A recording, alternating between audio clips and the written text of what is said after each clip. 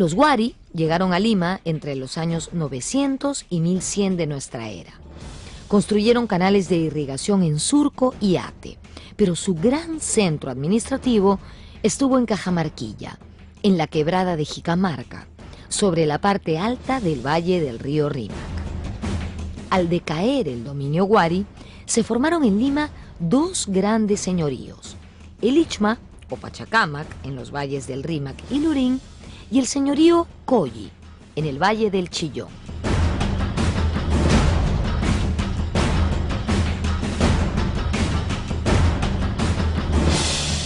A mediados del siglo XV, los incas invadieron los valles de Lima.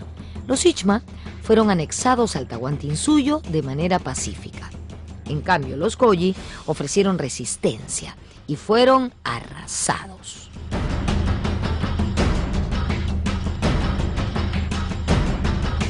En general, los conquistadores incaicos respetaron el inteligente manejo de aguas hecho por los pobladores de los valles de Lima y lo usaron en su beneficio.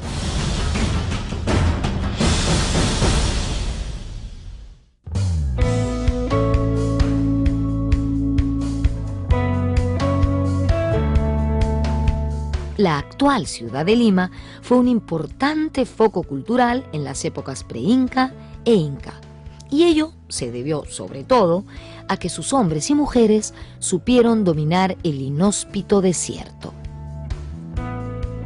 Este oasis, cruzado por los ríos Rímac, Chillón y Lurín, no había sido producto de la casualidad. Durante miles de años fue la gesta de una sucesión de culturas locales indígenas que concibieron una red de canales de regadíos con la cual ganaron tierras al desierto, convirtiéndolo en un asiento agrícola extraordinario, la comarca de Lima. Juan Gunter, Henry Mitrani, Memorias de Lima, 2012.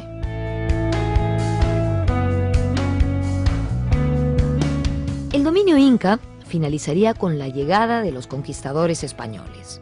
Luego de matar a Atahualpa y saquear el Cusco, Pizarro buscó establecer la capital de sus dominios. Con ese objetivo, fundó la Ciudad de los Reyes el 18 de enero de 1535. El valle del Rímac estaba muy bien cultivado. Eran más de 36.000 hectáreas. Además, tenía dos valles subsidiarios, el Chillón y el Lurín, los cuales hacían un conjunto bastante fértil. A los españoles les pareció un sitio tranquilo, con un buen puerto y abundante tierra agrícola. No quedaba duda. Algo más. Cuando las huestes de Pizarro llegaron al lugar donde actualmente está la Plaza Mayor, encontraron que ya existía un centro administrativo indígena. Allí, desde su estratégica residencia, el jefe indio Taulichusco cumplía las funciones de juez de aguas y controlaba la distribución de riego del valle.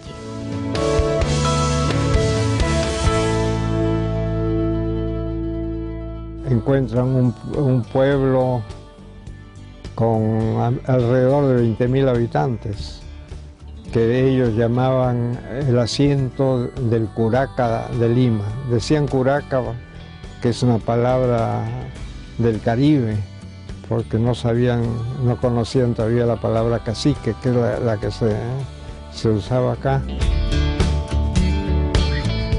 O sea que es una población de 20.000 que ocupaba el área que ocupa más o menos el centro histórico de Lima actual.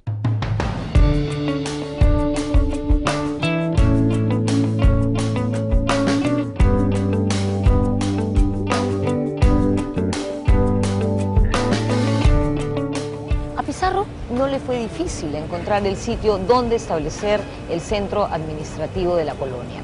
Cuando el conquistador español llegó a la comarca del Curaca Taulichusco, encontró que este ya era un importante espacio urbano prehispánico, donde según Juan Gunter, los pobladores se reunían para discutir acerca del riego, de los campos o de la fecha de las cosechas.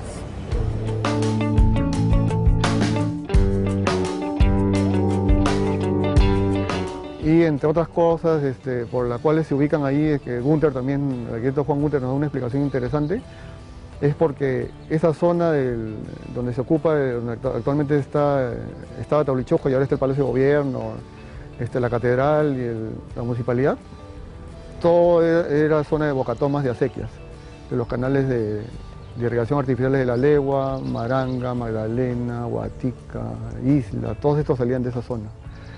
Entonces Pizarro manejaba las aguas de este sector y todos estos irrigaban en la ruta hacia el Callao, que era el puerto.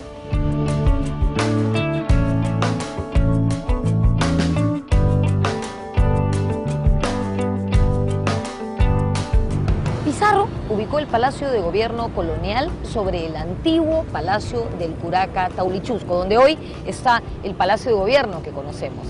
Una primitiva catedral de Lima se colocó sobre el templo de Puma Inti y estos dos edificios formaban triángulo con un antiguo corral de llamas donde se estableció el Cabildo de Lima, la actual municipalidad. Así, esta era una zona estratégica para el control y distribución del agua. De hecho, el Curaca Taulichusco era llamado el juez de las aguas. Tanto el Palacio de Gobierno como la Casa Aliaga, que está en la primera cuadra del Jirón de la Unión, los dos están en alto porque están construidos sobre esta huaca. Si tú ves donde juramentan los ministros, tú has visto que los ministros van y juramentan, pero están encima, están en una plataforma y abajo está el público, la familia, juramentan y los aplauden. Bueno, están ahí encima porque están encima de una huaca. Es el pedazo de la huaca que queda del antiguo templo de Taulichusco.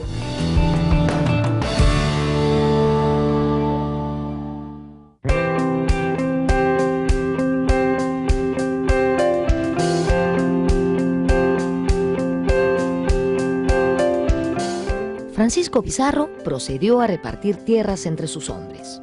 De inmediato, utilizó para su beneficio las obras hidráulicas de los habitantes precolombinos de Lima. De esta manera, el viejo conquistador se convirtió en otro juez de aguas, como lo había sido Taulichusco. El reparto que se hizo es exactamente igual que el reparto que hacían los griegos cuando se asentaron alrededor del Mediterráneo. Según un filósofo griego, decía pues como ranas alrededor de un charco. Es decir, a cada ciudadano le daban un terreno para su casa y un terreno para cultivar. Lo mismo era en la conquista, ¿no?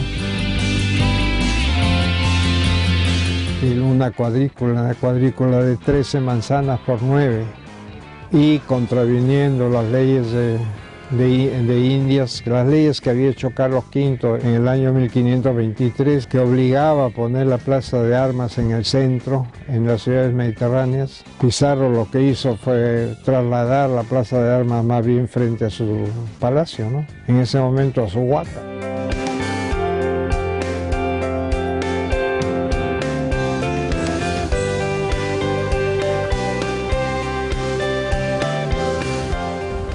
Contradiciendo las leyes españolas que decían que la plaza de armas debía ubicarse en el centro de las ciudades, Pizarro ubicó la de Lima sobre el antiguo Palacio de Taulichusco para así tener el control del riego de los valles, tal como hiciera el antiguo jefe indio.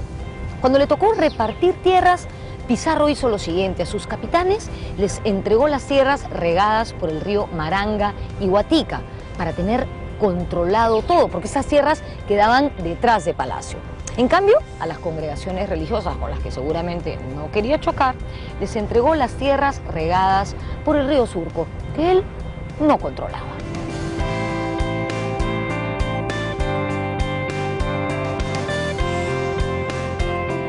Poco después, Lima se convertiría en la capital del poderoso virreinato del Perú. El nombre Lima, al parecer una derivación de Rímac, se impuso al nombre original de Ciudad de los Reyes. A la llegada de los españoles, Lima se convierte en la ciudad más importante del virreinato y la metrópoli de más renombre en América del Sur. En ella se levantan numerosos conventos, hermosas iglesias y majestuosas casonas, que aún hoy engrandecen nuestro centro y nos hacen conocer la historia, el arte e idiosincrasia de la Lima colonial. Juan Gunter, Jornadas de Lima, 1992. A partir del establecimiento hispano, los inmensos bosques del Valle del Rímac empezaron a ser talados. El inmenso vergel fue cediendo al espacio donde se asentaría la nueva ciudad, que necesitaba madera para la leña y para sus construcciones. Los indígenas que habitaban los valles de Lima fueron despojados de sus tierras y enviados a otras zonas alejadas del centro de la ciudad. Una parte de ellos fueron utilizados para trabajar en las tierras de los jefes españoles.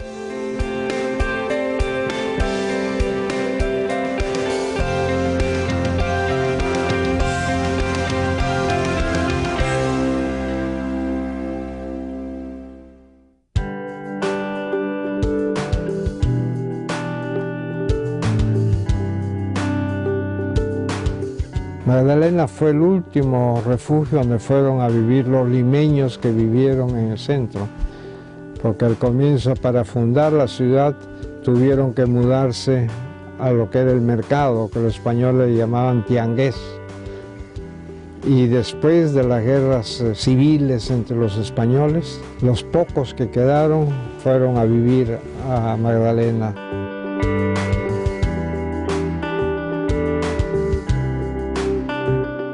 A partir de 1570, durante el gobierno del virrey Francisco de Toledo, los indígenas de la comarca de Lima fueron agrupados en 6 pueblos, llamados reducciones de indios.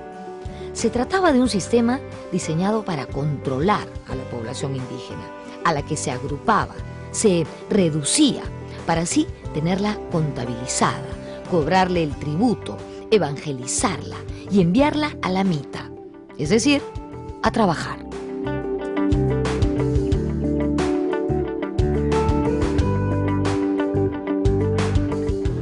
Y la población local que estaba, debía servir a la ocupación española, los españoles, la ubica en reducciones, que son como pequeños pueblos donde van a estar los indios que están dispersos en diferentes pueblos, los van a reunir. Tenemos, por ejemplo, el caso de la reducción del Cercado de Lima, donde ahora es Barrios Altos, la reducción de la Magdalena, donde ahora está el distrito Pueblo Libre.